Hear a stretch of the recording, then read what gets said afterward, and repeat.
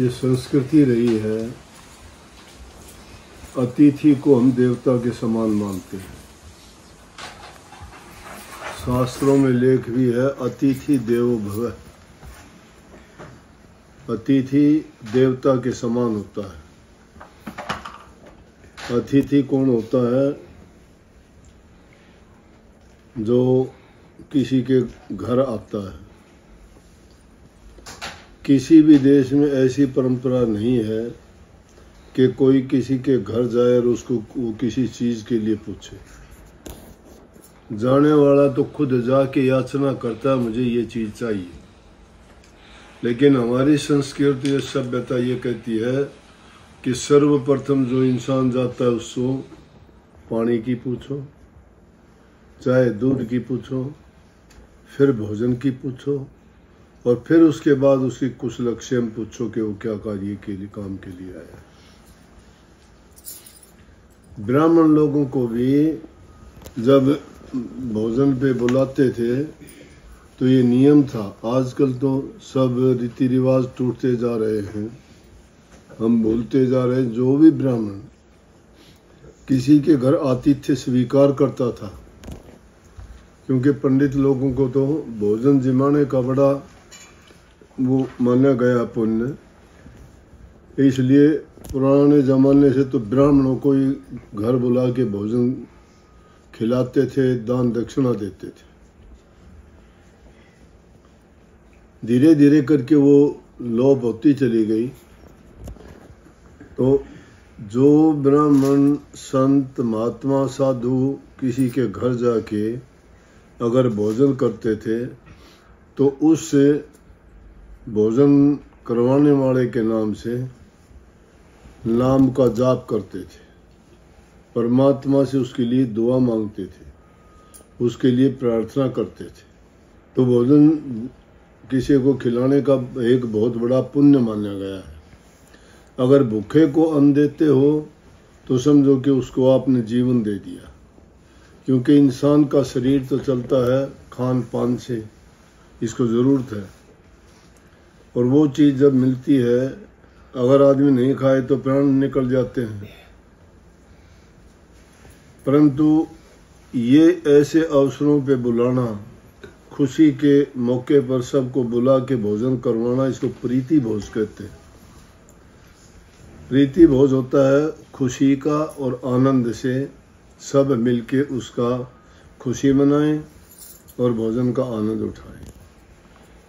तो जो भी उनको बुलाता है वो उसको अच्छे से अच्छा भोजन देता है, खुशी खुशी देता है, वो एहसान नहीं करता।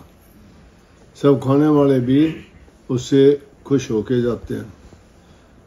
और हमारे शास्त्रों में ये लिखा है कि अगर संत महात्मा और फकीर को घर में बुला के तुमने भोजन जिमा दिया तो समझो कि 68 तीर्थ का फल आपको घर बैठे मिल गया। हाँ।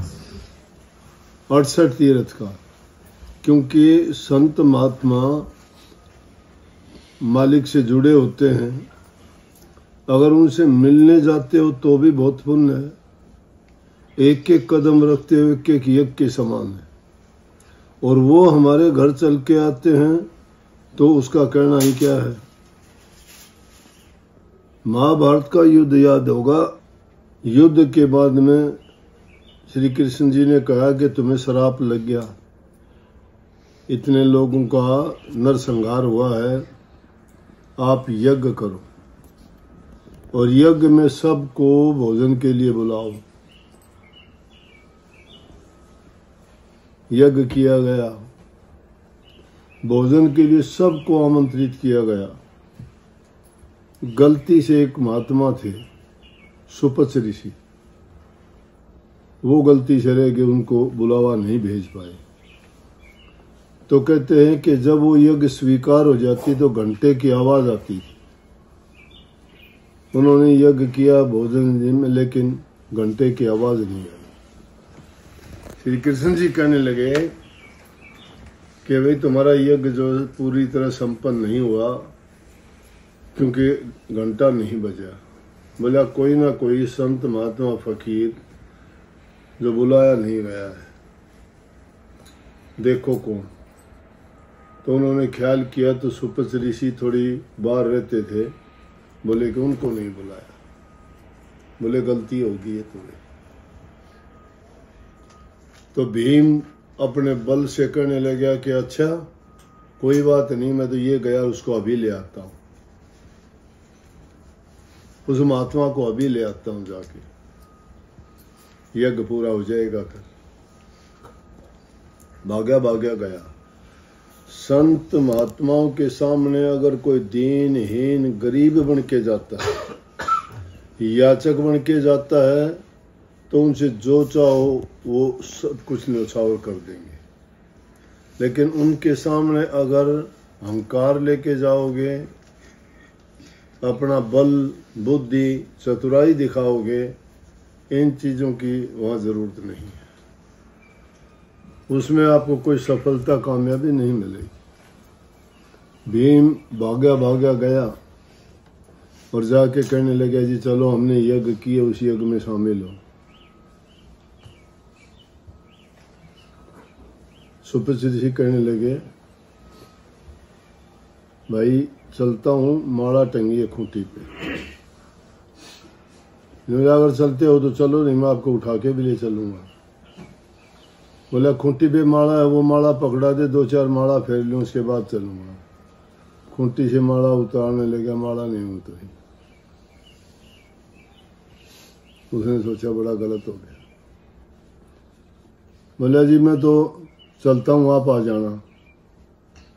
या तो ये कह रहा था कि मैं आपको उठा के ले चलता हूँ। जाके कहने लगा द्रौपदी से कि गलती होगी। द्रौपदी बहुत बुद्धिमान थी। कहने लगी कोई मूर्खता कर दी आपने। बोला कोई मूर्खता नहीं की।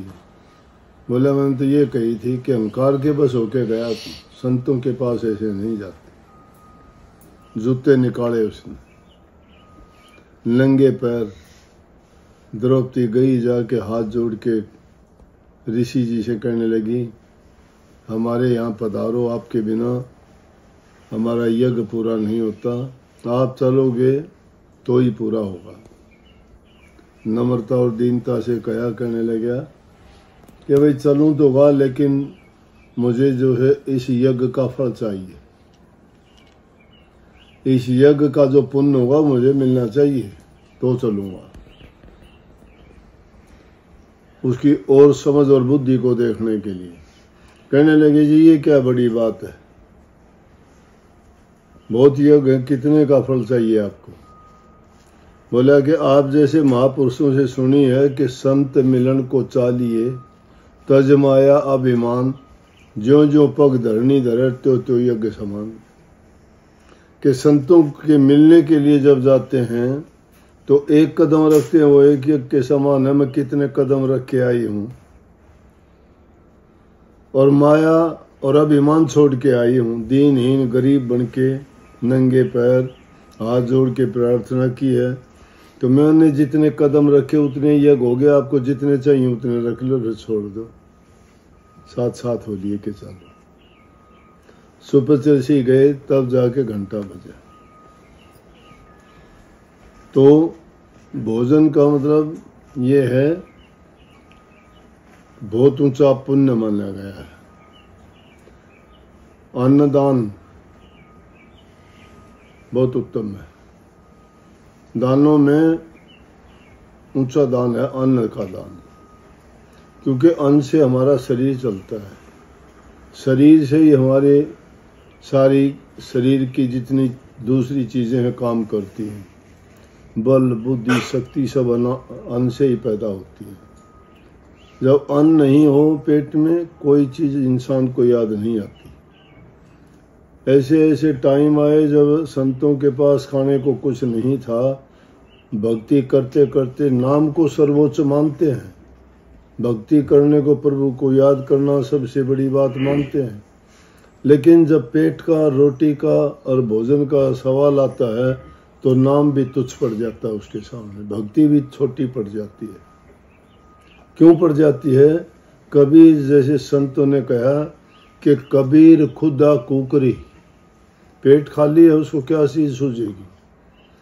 कि कबीर खुदा कुकरी करे भजन में भंग, ताको टुकड़ा डालकर भजन करो निशंक। कि खुदा खुदा भूख को कहते हैं, ये कुत्ती के समान है। और कुत्ती जब भौं भौं करती है तो उसको टुकड़ा डाल दो, चुप हो जाएगी। कि भूख हमारी उस कुत्ती के समान है। जब तक पेट में रोटियां नहीं पड़ती हैं तब तक भक्ति नहीं की जा सकती। अगर भक्ति निशंक होके, निश्चिंत होके, एकदम अपने हर चीज से शांत होके भक्ति करना चाहते हो तो पहले पेट पूजा करो। आम बात भी कह देते हैं, पहले पेट पूजा फिर काम दूजा। काम सारे पेट के लिए किए जाते हैं। पेट अगर नहीं होता तो इंसान कोई काम नहीं करता। ये सब भागे दौड़े सिर्फ पेट के लिए पड़ते हैं। जब जब कोई जिक्र आता है तो कहते हैं पापी पेट, कि इसके लिए सारे काम, छल कपट बेईमानी चोरी डकैती करता है वो भी इसके लिए करता है, पेट के लिए। सब अपना अपना पेट पालने के लिए इधर उधर जाते हैं। तो आगे कहा, ऐसा वक्त आया कि परमात्मा से भी नाराज हो गए कि हमें जो है तेरे माला जपने में, तेरा नाम जपने में क्या है कि जब तक हमें 2 रोटी नहीं मिलती। और कह दिया कि पेट में पई रोटियां तो सारी गल्ला खोटियां। पेट में रोटी नहीं हो कुछ भी अच्छा नहीं लगता इंसान को। खाली पेट होगा उसको कुछ नहीं। इंसान को अच्छी चीज जब लगती है, ये भाषण भी, ये भक्ति भी, ये प्रचार भी, ये उपदेश भी आपको तभी अच्छे लगते हैं जब आपका पेट भरा हुआ है। खाली पेट इंसान को कोई चीज अच्छी नहीं लगती, चाहे कितनी भी बढ़िया से बढ़िया चीज दे दो। ऐसा वक्त आया कबीर साहब ने तो माला फेंक दी। कहने लगे भूखे भजन ना होए गोपाला, ये ले अपनी कंठी माला। ये कंठी मालाओं की हमें जरूरत नहीं है, भूखे भजन नहीं होता। तो भोजन की बड़ी महत्ता है। यही भोजन शुद्ध और पवित्र हो तो क्या कहना। सिखों ने इसी को लंगर का नाम देके आम जन के लिए, जिसमें बड़े छोटे सभी प्यार से मिल बैठ के एक जगह पर जो भोजन करते थे उसको लंगर कहते थे। अब भी वो परंपरा यूं की यूं चली आती है। तो ये जो प्रीति भोज होता है, ये एक दूसरे के प्रति सम्मान प्यार बढ़ाता है, आपसी मेल जोड़ कराता है, एक दूसरे को त्याग सिखाता है। और किसी को कुछ खिला के इंसान को जो प्रसन्नता होती है वो एक प्रकार का अन्न का दिया हुआ दान उसके लिए बहुत बड़ा पुण्य का काम करता है, उसको उसका फल मिलता है। पुराने जमाने में तो रोटी का दान किया हुआ एक कहानी थी कि औरत थी, उसका एक लड़का था, पति उसका गुजर गया था, वो अन्न का दान करती थी, भूखे को रोटी देती थी। उसका नियम था कि रोजाना वो सबसे पहले रोटी किसी को देती थी, चाहे वो कोई इंसान भूखा हो या कोई गाय हो या कोई कुत्ता हो या कोई भी जीव जानवर उसको मिलता, उसको रोटी रोजाना खिलाती। कहते हैं उसका लड़का सेना में भर्ती हो गया। कुछ दिन के बाद युद्ध हुआ तो उसका लड़का उस युद्ध में दुश्मनों के आमने सामने युद्ध में था। तो उसके साथ के लोग जितने थे उनको गोलियां लगी, सब मर गए, लेकिन वो अकेला उसका बुढ़िया का लड़का बच गया। जब उससे पूछने लगे भाई जब सब के सब खत्म हो गए तू कैसे बचा? बोला मुझे नहीं पता मैं कैसे बचा, कि जब भी मेरी तरफ कोई गोली आती थी तो बीच में रोटी मुझे नजर आती थी, वो गोली उसी में लग जाती, खत्म हो जाती, वहीं मेरे तक पहुंचती नहीं। कोई भी दुनिया में ऐसा काम नहीं है, अगर तुम किसी के प्रति नेक काम करते हो तो उसका फल आपको मिलेगा। कोई भी पुण्य करते हो उसका पुण्य का अच्छा फल आपको मिलेगा। अन्न का दान करते हो तो आपको अन्न के भंडार मिलेंगे। राजा अज हुआ है इसमें, रघुकुल में ही राजा अज सबको अन्न का दान करता था। तो एक बार ऐसा हुआ कि वो घोड़ों को उनका खाने का सामान देने के बाद में, और जब चलने ही वाला था वो सब उनका खत्म हो चुका था, इतनी देर में एक साधु आ गया। जब साधु आया उसने देखा, साधु कहने लगा कुछ दो मुझे। अब राजा इतना प्रतापी था, अच्छा था, लेकिन क्या किया कि उसको उस टाइम में बुद्धि में क्या आई बात, वहां घोड़े की लीद रखी थी, वो लीद दे दी। घोड़े का गोबर, बोला कि ये ले। महात्मा था। महात्मा इस चीज को जानते, कोई भला बुरा जो भी चीज देती है उसको स्वीकार कर लेते हैं। स्वीकार करने का मतलब होता है जिस इंसान ने दिया है उसको बदला भी देना पड़ेगा। उस लीद को वो लेके दर महात्मा ने उसको खाना शुरू कर दिया। खाता खाता चला गया, जाके अपने स्थान पे बैठ गया। राजा रोजाना जब घूमने के लिए जाता था, बाहर उसका ठिकाना था, वहां पे देखा उसने थोड़ी घोड़े की लीद पड़ी हुई थी। कुछ दिन के बाद में और ज्यादा होगी, और भी बढ़ते बढ़ते उसने देखा ढेर लग गया। वही महात्मा था। राजा उसके एक दिन मन में ख्याल आया कि महात्मा के पास ना तो कोई घोड़ा है ना कोई घोड़ी है, तो ये लीद कहाँ से आती है इसके पास। और जाके पास में बैठ के कहने लगा, महात्मा जी आपके पास कोई घोड़ा घोड़ी भी नहीं है, फिर ये लीद कहाँ से आती है। बोला भाई एक ने मुझे दान की थी, और वो दान की हुई चीज, वो दान फलता है, उसे कोई एक चीज देता है उसकी 1000 गुना बनती है, ये बढ़ती जाती है। राजा उसको चिंता हो, बोले फिर इसका क्या होगा। बोला वो लीद महात्मा ने खाई थी,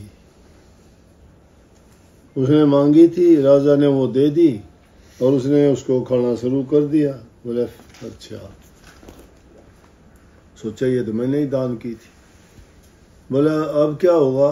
बोला महात्मा ने खाई थी, अब देने वाले को ये जितनी मिलेगी उतनी खानी पड़ेगी। बोला जी कोई इलाज है इस बात का। भाई इलाज तो कुछ नहीं, इसका तो ये है कि इसको तो उसने किया है, किया कर्म तो भोगना पड़ेगा। बोला जी कोई और जतन, ये तो खानी मुश्किल हो जाएगी। बोला भाई ऐसे कर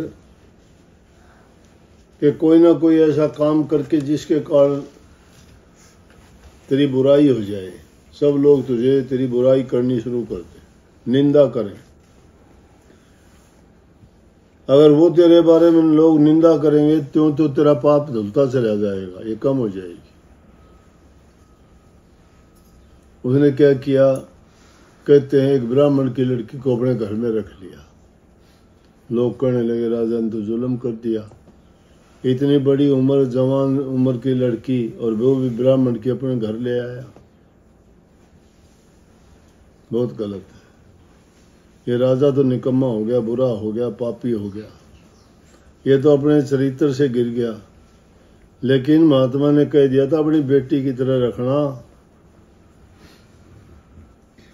लोग जो जो बुराई करते गए वो लीद कम होनी शुरू होगी, आखिर में थोड़ी बच गई। बोला जी ईद तो खत्म होगी या सारी, अब या बोला ये खत्म नहीं होगी भाई। बोला क्यों। बोला ये तो इतनी तो तेरे को खानी ही पड़ेगी। बोला जी लीद तो नहीं खाई जाएगी, आप दया करो कोई। बोला तरीका इसका भी बता देंगे, इस लीद को जला ले, जलाने के बाद भी थोड़ी खाक बन जाएगी, इसका फाका मार के खत्म कर दे, तब खत्म। तो जो भी चीज दान की जाती है वो उसका फल लगता है। अच्छी है तो वह ज्यादा हो जाएगी, बुरी है तो भी ज्यादा हो जाएगी। तो अन्नदान को इसलिए माना गया है कि अन्न के देने से भूखी जो किसी का भूख के कारण दुखी होता है, मन सुखी होता है, उससे तृप्ति होने के बाद में उसको दुआ देता है। तो ये तो अपना अन्नदान की नहीं, यहाँ तो बात प्रीति भोज की है।